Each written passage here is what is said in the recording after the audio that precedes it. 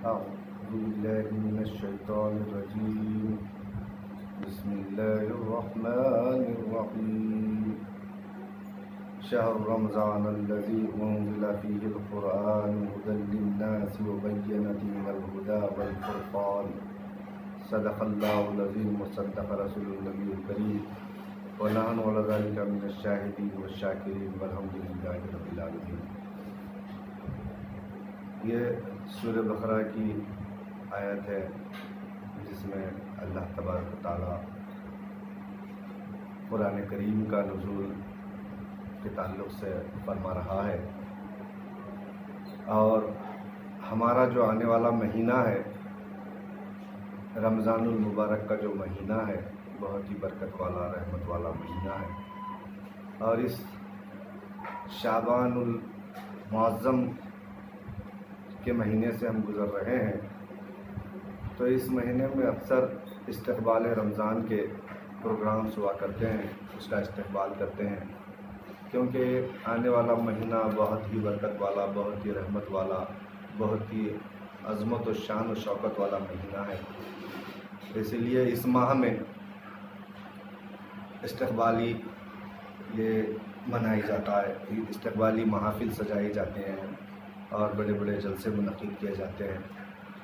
اور اس ماہ کے تعلق سے حضرت عائشہ صدیقہ رضی اللہ تعالی عنہا فرماتی ہیں کہ اس ماہ مبارک میں یعنی شعبان کے مہینے میں سرکار دو جہاں صلی اللہ علیہ وسلم اس قدر روزے رہا کرتے تھے کہ ایسا معلوم ہوتا تھا جیسے رمضان آ گیا ہے۔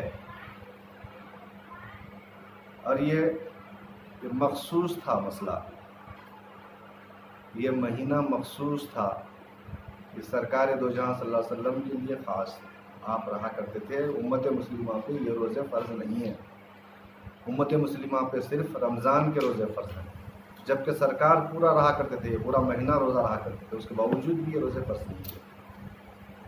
تو سرکار دو جہاں صلی اللہ علیہ وسلم ایک وقت آپ جو ہے تہجد آپ پڑھا کرتے تھے۔ سرکار دو جہاں صلی اللہ علیہ وسلم تہجد میں یہ عالم ہوتا تھا آپ کا کہ آپ کے پیر پہ ورم آ جاتا تھا، یعنی پیر سوج جاتے تھے، اتنی لمبی رکعتیں آپ صورتیں پڑھتے تھے آپ کو کہ پیر پر ورم یعنی سوجن آ جاتی تھی، اتنی دیر ٹھہرا کرتے تھے، پوری رات آپ نمازیں پڑھتے تھے۔ تو ہمیشہ کا معمول تھا سرکار دو جہاں صلی اللہ علیہ وسلم کا۔ ایک وقت صحابہ کرام کو آپ نظر آئے کہ رات میں آپ نماز پڑھ رہے ہیں، کہتے ہیں کہ گھر کچھ دیواری چھوٹی تھی تو آپ کا سر مبارک دکھا آپ کا، تو صحابہ کرام پیچھے جماعت بنانا شروع کر دی۔ صحابہ کرام جو ہی سرکار نماز کے لیے ٹھہرتے تو صحابہ کرام بھی جو ہے نماز کے لیے ٹھہرنا شروع کر دی۔ ٹھہرنے سے وہاں ایک دن ٹھہرے، 2 دن ٹھہرے صحابہ کرام، اور سرکار تو جہاں صلی اللہ علیہ وسلم آواز سے باواز بلند خرد کرتے تھے۔ آپ بڑی پیاری آپ کی خرد تھی، بڑا پیارا آپ کا انداز تھا سرکار سے، اور اچھا کس کا انداز ہو سکتا ہے۔ تو صحابہ کرام جو ہے ایک دن تہجد پڑھے، دوسرے دن بھی تہجد پڑھے، تیسرے دن جب سرکار کو اس بات کی اطلاع ہوئی کہ صحابہ کرام جو ہے ایسا لوگ پورے میرے پیچھے نماز پڑھ رہے ہیں، تو آپ تیسرے دن جو ہے آپ ان کو دکھے نہیں، آپ یعنی ٹھہر کے جو نماز پڑھ رہے تھے اس دن آپ دکھے نہیں۔ تو وہ انتظار میں جو لوگ پورے صحابہ کرام جو ہے رات بھر ٹھہرے کہ سرکار رکعت بندے ہیں تو ہم بھی سرکار کے ساتھ نماز پڑھیں گے تہجد کی وقت، لیکن آخر انتظار میں صبح ہو گئی، صبح کی اذان ہوئی، تو سرکار اذان کے ساتھ ہی باہر نکل گئے۔ تو صحابہ کرام منتظر تھے، وہ بھی جو ہے سرکار کے ساتھ ہو لیے۔ اس کے بعد سرکار سے ارشاد کیا، اے اللہ کے رسول کیا آج آپ نے تہجد ادا نہیں کی؟ تو سرکار نے فرمایا کہ میں نے تہجد ادا کی ہے، لیکن میں آج اس لیے تہجد نہیں پڑھا، یہ نہ کیا، باواز بلند نہیں کیا۔ اگر آج میں تہجد باواز بلند پڑھتا اور تم تمام میرے ساتھ نماز پڑھتے تو مجھے ڈر تھا کہ کہیں یہ تہجد بھی تم پر فرض نہ ہو جائے، یہ نماز بھی فرض ہو جاتی تھی، کیونکہ سرکار کا ہر عمل کو اللہ تعالیٰ کروڑ رہا، لقد کان لکم فی رسول اللہ اسوۃ حسنہ. تو مجھے ڈر تھا کہ کہیں یہ نماز بھی تم پر فرض نہ ہو جائے، اسی لیے میں نے آج جو ہے بیٹھ کر نماز پڑھی، میں تم کو دکھانے آج. تو ایسا سرکار دو جہاں صلی اللہ علیہ وسلم کون سی چیز آپ پر فرض کرنا ہے وہ فرض کیے، کون سی نہیں کرنا ہے وہ نہیں کیے. تو اسی طرح یہ شعبان کے روزے بھی ہم پر فرض نہیں کیے، خالی رمضان کے روزے فرض کیے ہیں. تو اسی لیے قرآن کریم میں اللہ تعالیٰ یزکی فرما رہا. اللہ تعالیٰ جیسا ہم پرسوں تزکیہ نفس جو ہے نا، یزکی جو بولے نا، تو یزکی قرآن کریم میں سرکار دو جہاں صلی اللہ علیہ وسلم کو اللہ تعالیٰ یزکی فرما رہا ہے، یعنی نفس کا تزکیہ کرتے ہیں سرکار دو جہاں صلی اللہ علیہ وسلم. تو انسان کی جو تزکیہ کا جو مسئلہ ہے، جو پاکی کا جو مسئلہ ہے، دو طرح کا ہوتا ہے. پاکی دو طرح کی ہوتی ہے، ایک ہوتی ہے جسمانی، دوسری ہوتی ہے روحانی. تزکیہ جو ہے دو قسم کا ہوتا ہے. جسم کا پاک رہنا، جسم کا پاک یعنی وضو کرنا، غسل ہے، کپڑے اچھے پہننا، صاف ستھرے رہنا، صاف ماحول میں رہنا، یہ جسم کی پاکی ہے. روح کی پاکی یہ ہے کہ روح کی پاکی جو ہے رمضان المبارک کے جو روزے ہوتے ہیں اس میں روح کی پاکی ہوتی ہے. وہ اس سے جو ہے قلب پاک ہوتا ہے، اس سے نفس پاک ہوتا ہے. تو یہ دونوں لازم و ملزوم ہے. دونوں بھی جو چیزیں ہیں، جسم کی پاکی بھی باطنی ظاہری پاکی بھی ضروری ہے، باطنی پاکی بھی ضروری ہے. تو انسان جو ہے باطنی اور ظاہری دونوں پاکیوں کے ساتھ آگے بڑھا تو اس کا مقام و درجہ آگے بڑھتا. آج دنیا صرف اپنے دنیاوی زندگی میں محو ہو چکی ہے. آج اسے اس بات کا احساس نہیں رہا کہ اللہ اور رسول کیا کہہ رہے ہیں، کیا فرما رہے ہیں، اس کے طرف اس کا دھیان نہیں ہے. یہ اپنی زندگی کو جو ہے مقصد حیات سمجھا ہوا ہے. یعنی انسان کو دو چیزیں ضرورت ہوتی ہیں زندگی میں، دو چیزیں ہوتی ہیں انسان کی زندگی میں. جس طرح ایک باطنی پاکی ضروری ہے، ایک اور ظاہری پاکی ضروری ہے، اس طرح انسان کو جو ہے دو چیز ہوتے ہیں. ایک مقصد ہوتا ہے، ایک ضرورت ہوتی ہے. انسان کی زندگی میں ایک مقصد ہوتا ہے اور ایک ضرورت ہوتی ہے. تو انسان کا مقصد یہ ہے، اللہ تعالیٰ جو بنایا ہے اس کو، کہ اس کو عرش معلیٰ پہ لے جانا ہے، وہ مقصد ہے اس کا. لیکن انسان کیا کر رہا، ضرورت کو مقصد سمجھا ہوا. جیسا دولت مقصد نہیں ہے، دولت ضرورت ہے. دولت جو ہے ضرورت ہے، اس سے نیکیاں کما کے مقصد کی طرف جا سکتا ہے. مقصد کیا ہے؟ اللہ کا لکھا حاصل ہونا ہے.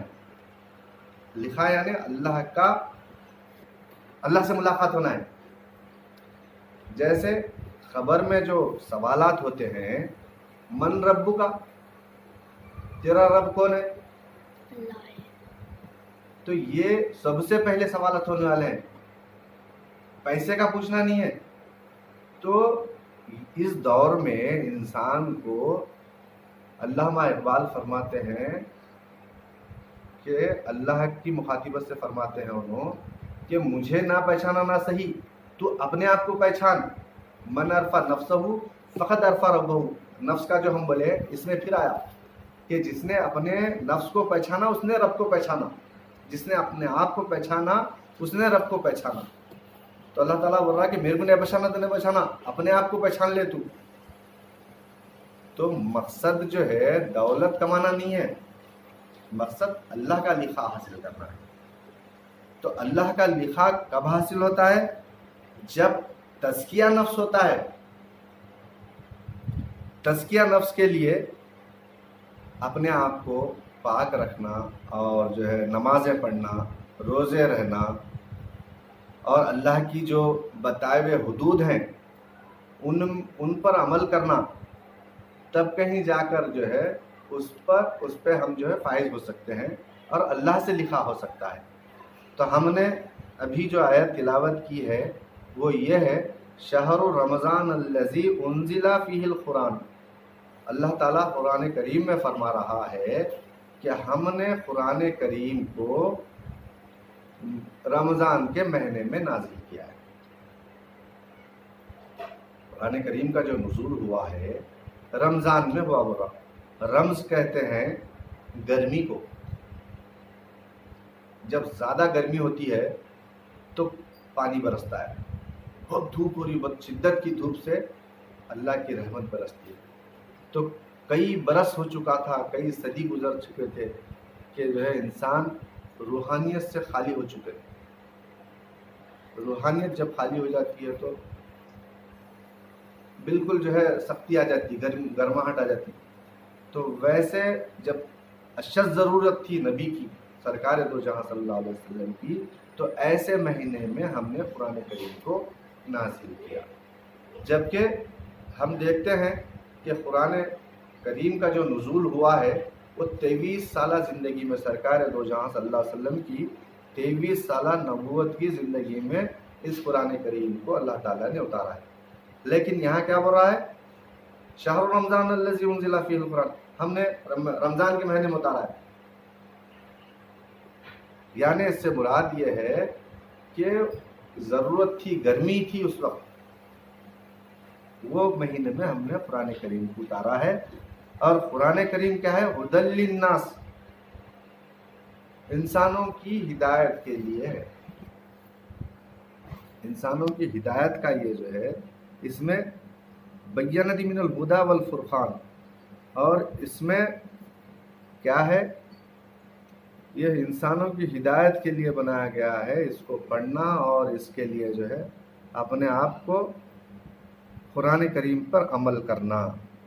تو سرکار دو جہاں صلی اللہ علیہ وسلم اپنی زندگی میں عمل کر کے بتائے کہ کس طرح ہمیں روزے رکھنا ہے۔ ایسا نہیں خالی جو ہے روزے رہو بول کے نہیں بولے، آپ روزے رہ کے بتائے کہ اس طرح روزے رہنا ہے، اس طرح جو ہے افطار کرنا۔ اور یہ آنے والا مہینہ ایسا ہے، رمضان کا جو مہینہ ہے، اس میں ہر نیکی دگنا نے تگنا چوگنا گنا اس کے جو ہے نیکیوں کی گناہ کا یہ نہیں ہے، اندازہ نہیں ہے، اتنے آفرز دیا ہے اللہ تعالیٰ کہ نفل پڑھے تو جو ہے 70 گنا فرض کا ثواب ہے، سنت پڑھے تو کتنے کی درجے ہے، ایسے فرض پڑھے تو کتنے کی آفرز دیا ہوا ہے۔